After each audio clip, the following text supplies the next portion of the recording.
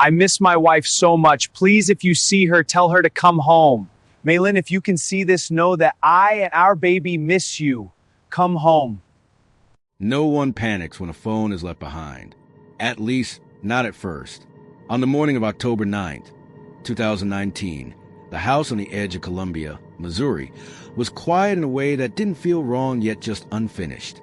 A half-folded blanket on the couch. A coffee mug on the counter. Cold. A wedding ring placed carefully beside a smartphone. Screen dark. 28-year-old Maylin Zhao was nowhere in the house.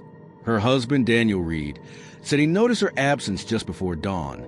When their 1-year-old daughter began to cry, he reached across the bed out of habit, expecting to feel Maylin beside him. The space was empty. Daniel didn't panic. Not immediately. He told himself she must have stepped out early. Maybe she couldn't sleep. Maybe she needed air. Maybe she went for a walk. Maylin had told him the night before that she needed to wake up early for something. When he asked where she was going, who she was meeting, she gave the same answer every time. Just me? By 8 that morning, she still hadn't returned. Her phone was still on the table. Her passport was still in the drawer. Her car keys sat exactly where she always left them, in the kitchen. By the afternoon, Daniel took their daughter for a drive. He said he wanted to calm her down. He said they went out for a walk. He said he kept thinking Maylin would come home any minute. She didn't. The next day passed. And the next. On October 10th, Daniel finally called a non-emergency line to report his wife missing. He did not call 911. When police arrived at the house, Daniel appeared confused, shaken, and cooperative. He pointed out Maylin's belongings, explaining that she had never disappeared before, never gone more than a few hours without contact. She talks to her mom every day, he told them. She would never just stop calling. Maylin's family lived in China. She had come to the United States years earlier to study engineering at the University of Missouri. She was driven, disciplined, and successful, earning a master's degree and securing a job in biomedical manufacturing. That's where she met Daniel. He was younger, still in school. She was his supervisor. Friends described him as mismatched but functional. Two intelligent people trying to build something stable. They married in 2017. Their daughter was born the following year. And that's when things began to change. Maylin left her job to stay home with the baby. Daniel quit his job to finish his degree. Money tightened. Sleep disappeared. Arguments became routine. Daniel admitted as much to investigators. We argued almost every day, he said, about the same things. He said Maylin had been distant in recent months, that she complained about life in the U.S., that she talked more and more about going back to China. She said things would be better there, he told police. She missed her family. The idea that Maylin might have left on her own began to circulate quietly. Maybe she flew home. Maybe she needed space. Maybe she walked away from a marriage that had grown too heavy. But nothing supported that theory. There were no flight records, no bank withdrawals, no messages to friends saying goodbye, and no mother leaves her child without a word. As friends helped Daniel search through Maylin's laptop, most of it written in Chinese, something unexpected surfaced. A document. It wasn't labeled like a diary. It wasn't hidden. But when translated, it told a story Daniel claimed he didn't know. Maylin had been writing about another man, a secret love, someone she had been speaking to online, someone she felt emotionally connected to. Daniel said the man lived overseas. I messaged him. Daniel told police. He said he was in China. According to the journal, Maylin felt trapped, torn between her responsibilities and her desire to escape. She wrote about feeling unseen, controlled, exhausted, but she also wrote about guilt, about her daughter, about her marriage, about trying to stop herself from wanting more. This wasn't the writing of someone planning to vanish. It was a writing of someone conflicted. Police continued asking questions. Was the door locked? No. Did she take her car? No. Did she leave a note? No. When Daniel realized Maylin was truly missing, he said he tried to focus on normalcy. He spent the day with his daughter, took her on drives, walked familiar paths. He told investigators he didn't want to overreact, but something else troubled him. Daniel spoke often about himself, about how stressed he was, about finishing school, about how hard the situation was for him. When asked directly if he believed Malin was in danger, his answer was hesitant. "I think she left on her own," he said. "I really do." But his behavior didn't match that belief. He gave interviews to local news stations, pleading for her return. He spoke gently, earnestly. He described her as hardworking, intelligent, detail-oriented, the woman he once believed would build a future with him. Yet, privately, the marriage had been unraveling, and police were beginning to see signs of that unraveling everywhere. On October 15th, 6 days after Malin disappeared, detectives brought Daniel in for a formal interview. They wanted clarity. They asked about counseling. Yes, they had attended sessions. They asked about recent arguments. Yes, there had been tension.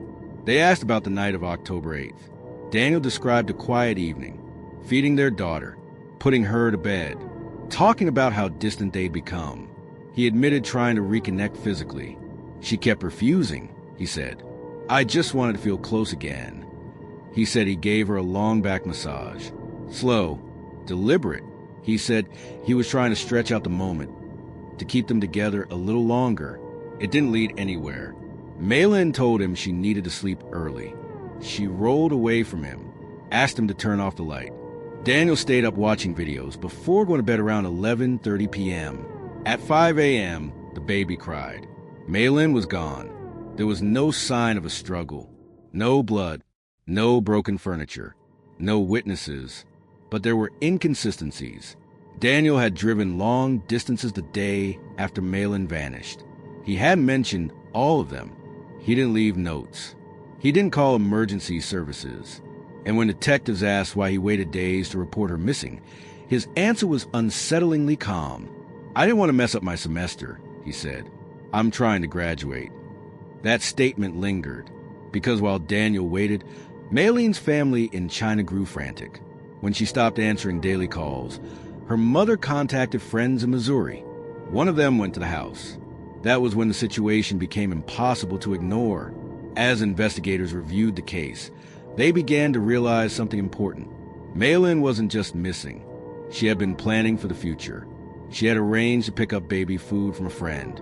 She had talked about upcoming appointments. She had written about her daughter with love and concern. She wasn't running away, and she wasn't starting over, which left only one question. If Malin didn't leave on her own, what happened inside that house on the night of October 8th? And why did the man closest to her seem so carefully prepared for what came next? For weeks, the house stayed exactly the same. The mug remained on the counter.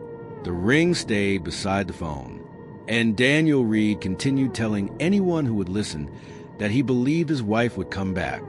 But behind the scenes, the investigation was quietly changing direction. What first looked like a voluntary disappearance was beginning to resemble something else entirely. Because people who choose to leave don't usually leave everything behind. And they don't vanish without touching their money, their identity, or their child. Detectives kept circling back to one detail they couldn't explain away. Malin Zhao's silence. Not a single bank transaction. Not a single phone ping. Not a single confirmed sighting. And yet no evidence of death. No blood. No body. No digital footprint pointing to a final moment. Just absence. On October 18th, 9 days after Malin disappeared, a call came into the Columbia Police Department that didn't fit the narrative. A woman had walked into a small clinic nearly 30 miles outside the city. She was thin, disoriented, and spoke English carefully, as if choosing each word cost effort. She gave her name.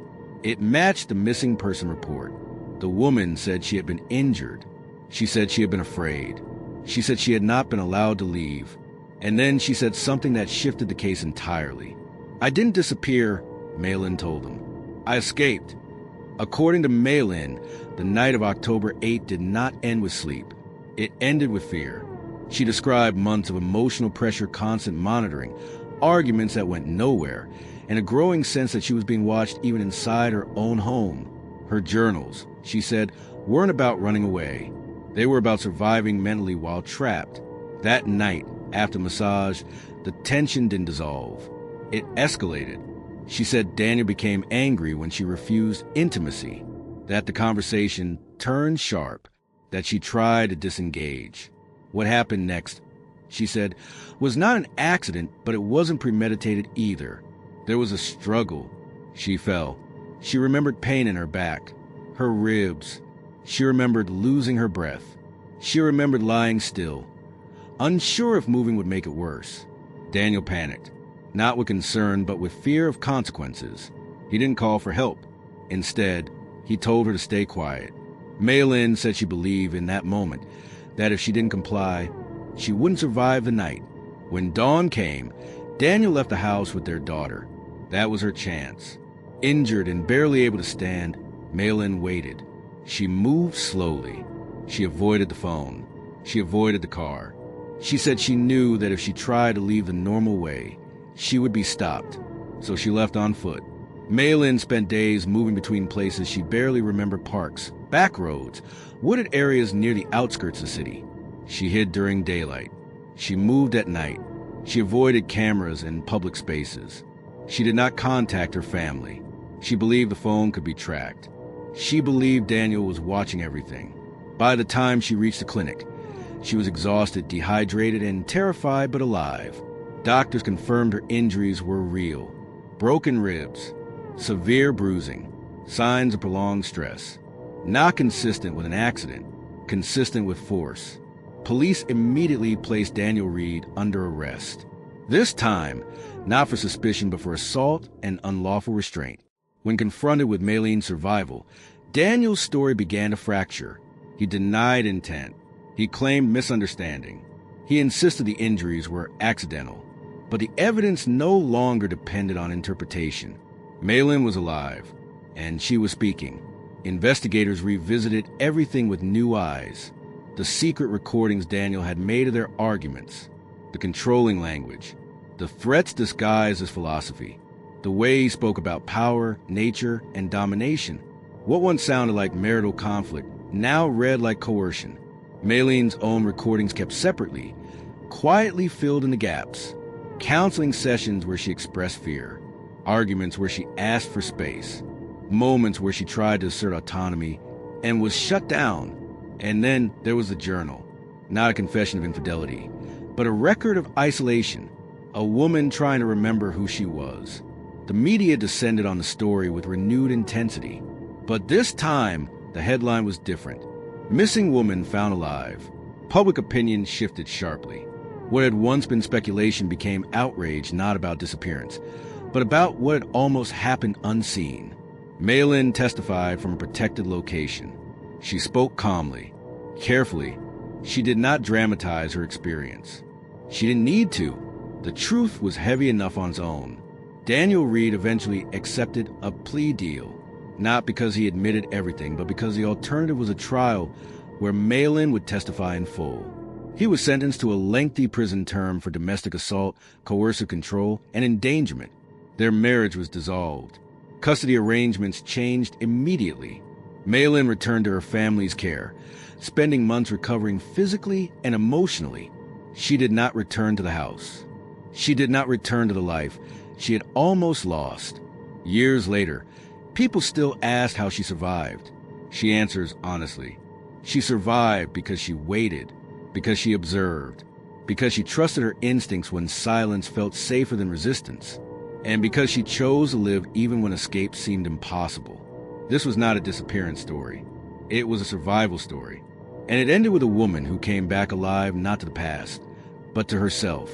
If you want more true crime survival stories, stories where victims live to tell the truth, subscribe for more episodes of From Within the Cell.